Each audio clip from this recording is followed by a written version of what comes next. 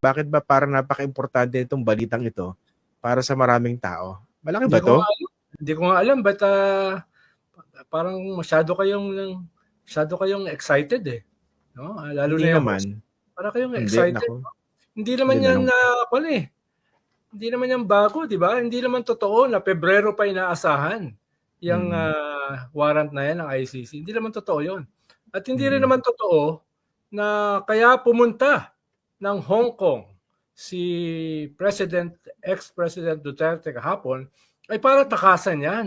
No? Dahil talaga namang mahilig bumiyahe si Digong, di ba? No? Parang ito yata yung kanyang first trip after several years eh.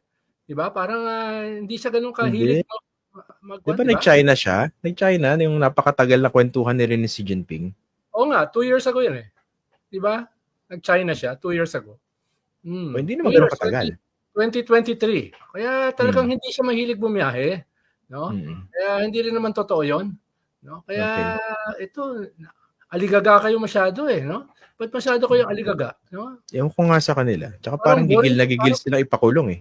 Parang boring yung linggo nyo. Diba? Oo nga eh. Ako, nananahimik ako. May mga nag-message sa akin. Oh. Wala bang special episode? Sabi ko, bakit? Oo. May ICC warrant na raw eh. Ano naman? Hindi ka ba nalito sa statement ng Malacanang? Konti.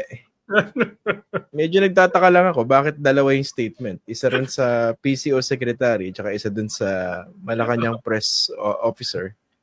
Di ba pwede isa na lang yun? Tsaka mas mabuti ko isa para nagja-jibe. hindi na medyo nuance, di ba? Paano yung unang statement ni PCO Secretary J. Ruiz ay nabalitaan niya. No? We heard. Nabalitaan na meron nga na warrant na lumabas, no? Nabalitaan niya at handa naman sila sa kahit anong eventuality, no? Yung pangalawa. Yung pangalawa ay walang confirmation. Walang confirmation at katulad ng sabi ng dating katulad ng sinabi dati ni Secretary of Justice Remulla at ni E.S. Bersamin ay walang coordination, walang kahit ano, pero kung uutusan sila ng Interpol ay syempre they're obliged. Susunod sila, no? Kaya medyo nuance yung posisyon ng J. Ruiz at saka yung Yusek Claire Castro. Claire Castro. Pero sa akin niya, pwedeng isa na lang eh. Pero isang statement na lang from Malacanang. Walang miscommunication, walang misunderstanding, at eksakto yung grammar. Bakit? Mali ba yung grammar? Nako. Hindi naman. Stickler for grammar para itong kausap natin. Ako, pasensya na po. Wala man ako na... Mali ba? Yung host lang, yung host. No? Hindi, medyo weird lang sa akin kasi yung we heard. Parang nadinig din namin. Parang nadinig din namin. Hindi ba kayong opisyal? Di ba dapat? dapat either meron nga o wala nga. Wala. Diba? Dapat give a certainty. Meron o wala. Dahil ikaw yung spokesperson ng pinakamataas na opisyal ng gobyerno. Mas ganun dapat di ba? Yung decisiveness. Hindi pwedeng tentative eh. Pag ako presidente, tapos ikaw ang aking spokesperson, hindi ka sigurado ko hindi ka tentative. Di ba? Totoo naman. Tsaka, unless merong isang comms plan na nakapaikot tungkol dito, no? Na dapat tentative. Hindi ko naman sinabing may nag-leak. May sinabi ba akong gano'n? Wala man akong sinabing may nag-leak. Wala. Para mapag-usapan. Wala man akong sinabing gano'n. Hindi ko naman pinapahiwatig 'yun. Wala kang pinapahiwatig. Pinapahiwatig mo lang ay pwedeng tentative. Hindi, medyo napaisip lang ako. Pero anyway, that is not as important as the main point, which is the issuance of an arrest warrant. Kasi may nakausap din naman ako at reliable ito. Nga lang, ayaw humarap. Talaga daw meron na. At pag reliable talaga, ayaw humarap pag reliable talaga. Oo, at ang pagkakabanggit sa akin, malamang daw bukas na lumabas dun sa officially. Official notice ng Interpol. Baka raw bukas na. Actually, sabi niya hindi baka. Nilalagyan ko lang ng baka kasi kung hindi lumabas. Para tentative ka rin, katulad ng... Para tentative din tayo. Para ako rin, we heard. We heard, no? Hindi, pero reliable naman yung nakausap ko. Tama. Kaya nga inuulit ko, February pa yan hinihintay. Medyo late na nga. No? Kaya nung dumating ngayon, ay malamang, yan na yun. Di ba? Malamang yan. Pero obviously, mukhang nakatunog si dating Pangulong Rodrigo Duterte. Dahil actually, may balita nga, nagsalita siya rin sa Hong Kong, di ba? Siyempre, ang sinasabi ni Panelo, fake news yan. Nandito sa Hong Kong yan to meet the Filipino community. Dahil gusto nga niyang bumiyahe sa Hong Kong. Dahil nandun yung Hong Kong Disneyland. No? Oo nga. Hindi, pero to may balita sa GMA News Sabi yung doon sa speech ni dating Pangulong Duterte sa Hong Kong, he was quoted as saying, sa totoo lang ang balita ko may warrant daw ako sa ICC or something. Matagal na akong hinahabol ng mga PI na yan. PI na yan. PI na yan. So parang siya na rin mismo, no? All but confirmed na meron nga. Nabalitaan din niya. Pero sa akin, between Duterte and Malacanang, okay lang kayo dating Pangulong Duterte na sabihin na, I heard. Pero doon sa isa dapat yata hindi. Oo nga. I heard, no? Pero pinagpag lang niya doon sa kanyang speech. Parang wala lang yan, no? Parang yung sinabi rin ni Vice President Sara na mas mahirap pang hiwalayan ng boyfriend at saka ng girlfriend kaysa ma-impeach. Parang chill lang siya, cool lang siya. Parang hindi bakit siya nasa Hong Kong? magic. Pero after 2 weeks, nagsampa siya ng kaso sa Supreme Court para pahinto yung impeachment trial. No? Parang ganun lang yan cool din si Digong ngayon na wala yan. Dati pa yan. No? Dati pa yung balita na yan. No? Nabalitaan ko rin pero dati pa yan. No? Mag-contribute kayo para pagawa ko rebulto. No? Diba? Sabi pa niya sa speech niya Pero parang ako lang siya, chill at saka kwan. Pero ba't nasa Hong Kong?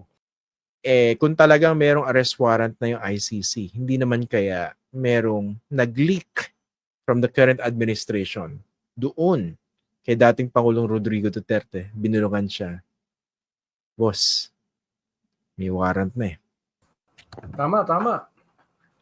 Dahil yung Interpol kasi, iba-ibang mga bansa yan At may panahon nga, tingin ko 1 or 2 years ago, na yung acting panyan, parang yung head niyan ay galing sa China. Kaya hindi ako magugulat na may magpapaabot galing sa China, diretsuhin na natin, no? Kay ex-President Duterte. No? Kaya niya nalaman. Pero paano kung galing sa administrasyon? Posible rin na baka yung administrasyon ayaw nila na magkaroon ng insidente rito dahil sabi nga ni Digong last year, ano sabi niya? Pag sinerve yung warrant na yan sa Davao, imamassacre ko yung magse-serve ng warrant. Massacre ko yung magse-serve ng warrant tapos magpapakamatay ako. Yun ang sabi niya. Ang problema, baka hindi niya alam na yung magse-serve ng warrant through the Interpol ay yung Philippine National Police. Baka iniisip niya kasi yung ICC pupunta rito, isa-serve yung warrant, kasama yung Interpol.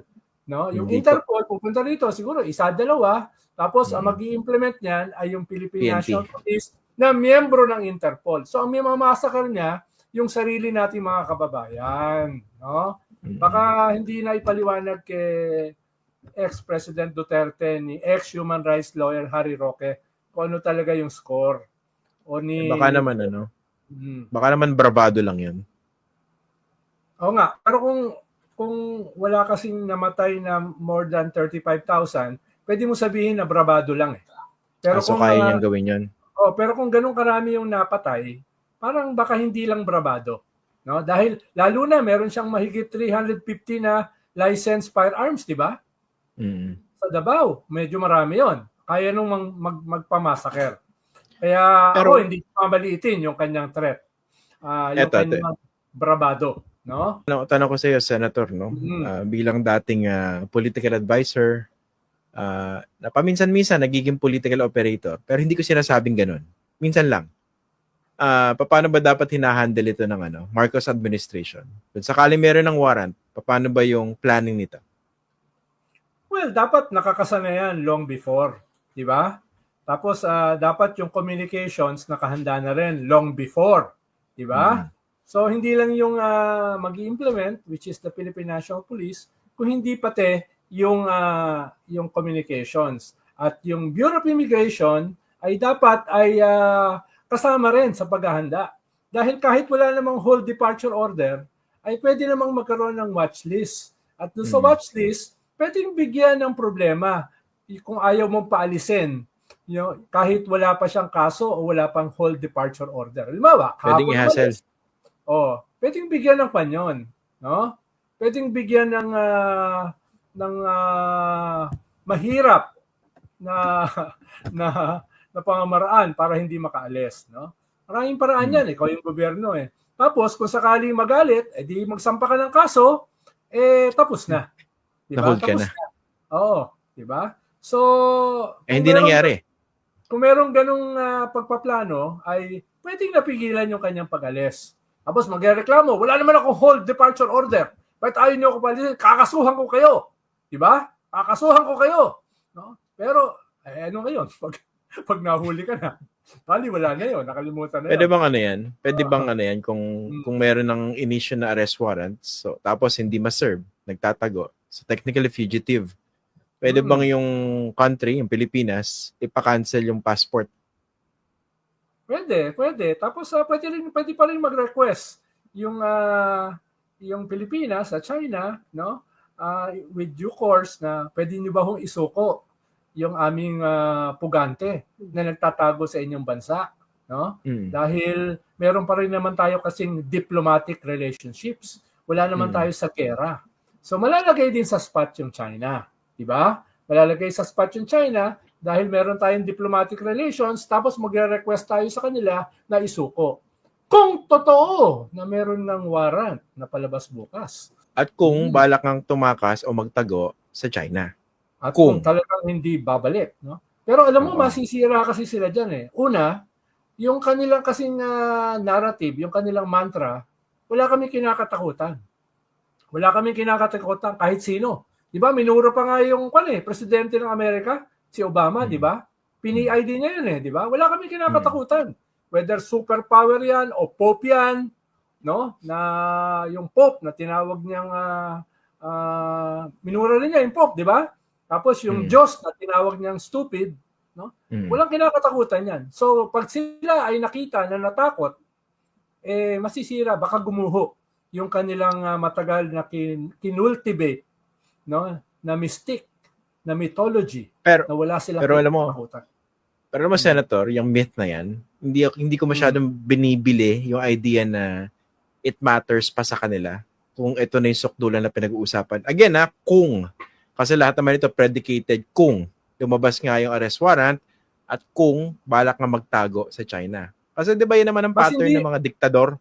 Hindi ko sinasabing diktador siya, pero yung mga strongmen, pag nasusukol, nababahag yung buntot eh. Example, si Gaddafi. Baka it has less to do dun sa tingin nila eh. Dahil tingin naman nila talaga sa sarili, hindi naman ganun katapang eh. Kaya nga mythology di ba? Kaya nga mystic eh. Mas yan para doon sa kanilang mga followers, no? Na naniniwala na ganun sila katapang. Ikalawa, yung pagpunta o pagtago nila sa China. Ang Hong Kong kasi under yan ng China, di ba? No? Yes. Ay talagang talagang may expose na yung dati pa namang ina-expose na kanilang narrative, yung kanilang loyalty sa China. Diba? Okay. So wala nang pang-aalinlangan. Talagang pro-China sila at tinago sila at kinukup sila ng China kung sakaling hindi sila babalik at lalabas yung warrant at hindi sila babalik. At doon talaga sila mananatili. Sabi kasi ni Panelo, babalik daw very soon.